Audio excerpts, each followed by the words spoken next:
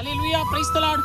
இந்த ஞாயிற்றுக்கிழமை இந்த மாலை 6:30 மணி அளவிலே ஆண்டவராகிய இயேசு கிறிஸ்துவினுடைய 976வது கர்த்தருடைய சத்தியம், நான் உங்கள் நடுவில் உலாவுகிற தேவன். மனிதர்கள் மத்தியிலே உலாவுகிற ஒரு தெய்வமாம் நம்முடைய ஆண்டவராகிய இயேசு கிறிஸ்து. இந்த உலகத்தில் உள்ள தெய்வங்களை பாருங்க, மனிதர்களை தன்னிடத்தில் தேடி வர ஒரு மலை மீதோ ஒரு ஆலயத்திற்கோ ஒரு அடையாளப்படுத்தி மனிதன் தேசம் விட்டு தேசம், நாட்டை விட்டு நாடு, இப்படிலாம் ஒரு கடந்து ஒரு தெய்வத்தை காணும்படியாய் தன்னை வருத்தி கொண்டு போயிட்டு கடவுளை பார்க்குறீங்க.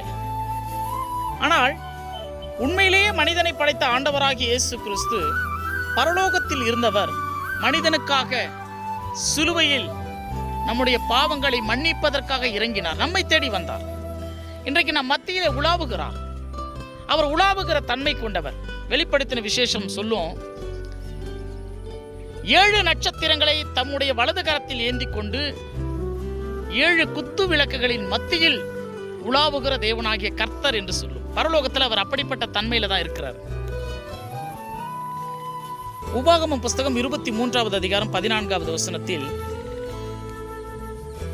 தேவனாகிய கர்த்தருடைய வார்த்தை சொல்லும், உங்களை ரட்சிக்கவும் சத்துருக்களை உங்கள் கையில் ஒப்பு கொடுக்கவும் நான் உங்கள் மத்தியில் உலாவுகிற தேவன். ஆகையால உன்னுடைய பாளையத்தை சுத்தமாய் வைத்துக்கொள், இல்லைனா நான் உன்னை விட்டு போயிடுவேன். பாளையம் என்று சொன்னால் அன்றைக்கு ஆண்டவருடைய சமூகங்களாக இருந்தது. இன்றைக்கு ஆண்டவருடைய ஆலயமாய் இருக்கக்கூடிய நாம் தான். நம்முடைய பாளையம் என்று சொன்னால் நம்முடைய சரீரத்தையும் நம்முடைய ஆவி ஆத்துமா இதெல்லாம் ரொம்ப பரிசுத்தமா வச்சுக்கணும். அப்பதான் தேவனாகிய கர்த்தர் நம்ம மத்தியிலே உலாவுவாராம், நம்ம கூட வசிப்பாராம், நம்மளை எதிரிகளிடத்தில் இருந்து நம்மளை ரட்சித்து காத்துக்கொள்வாராம், அவர் நம்மை ஆசீர்வதிக்க முடியும்.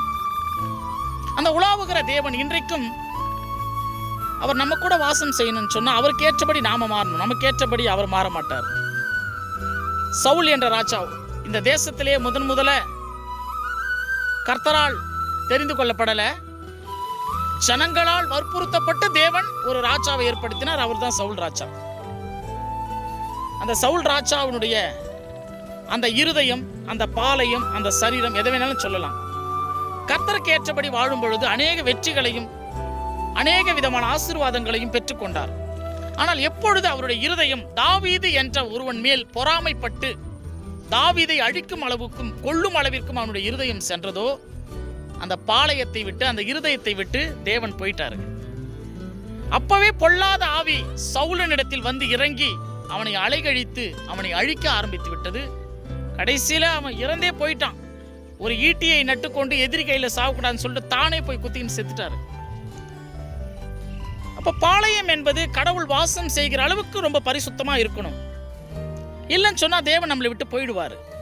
சிம்சோன் என்ற ஒரு மகா பலவான் கடவுளுக்கு ஏற்றபடி தன்னுடைய சரீரத்தை பரிசுத்தமா வச்சுக்கல. கர்த்தர் அவனை எதிரிகளிடத்தில் கண்களை பிடுங்கி சங்கிலிகளில் போட்டு ஒரு குருட்டாட்டம் பண்ணும்படியான ஒரு வேடிக்கை பொருளாய் அவனை விட்டு விலகி போயிட்டார்.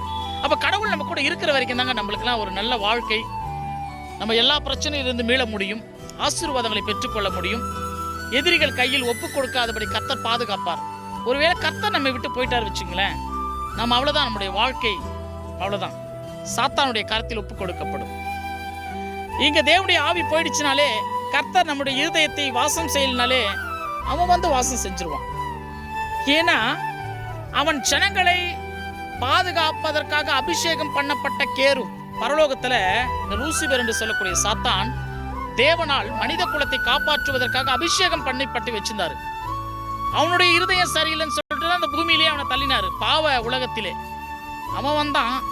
எல்லாரும் சரியாவே இருக்கக்கூடாது, கடவுள் யாருக்கிட்டையும் வாசம் செய்யக்கூடாது, எல்லா மனிதனிடத்திலும் கடவுளுடைய ஆவி வாசமா இருக்கக்கூடாது, அதற்கேற்றபடி அவன் பரிசுத்தமாக வாழக்கூடாது, ஒழுக்கமா வாழக்கூடாது என்பதற்காக பாவத்தையும் கலகத்தையும் அக்கிரமத்தையும் விபச்சார வேசித்தனங்களையும் ஒழுங்கினங்களையும் விக்கிரகங்களையும் மனிதனுடைய இருதயத்தில் தூண்டி எல்லாரும் கர்த்தர் வாசம் செய்யாத அளவுக்கு தங்களுடைய இருதயம் அந்த பாளையத்தை மாற்றிக்கொள்ளும்படியாக இன்றைக்கு அவன் சுற்றி திரிந்து கொண்டே இருக்கிறான். அதனால்தான் யோபு புஸ்தகத்துல தேவன் கேட்பார், எங்கே இருந்து வராய் சாத்தானே? நான் பூமி எங்கும் புலாவி சுற்றி திரிந்து வருகிறேன். அவனும் சுற்றி திரிகிறான் ஜனங்களை அழிப்பதற்கு. நம் தேவனாகிய கர்த்தரும் சுற்றி திரிகிறார் ஜனங்களை ரட்சிப்பதற்கு.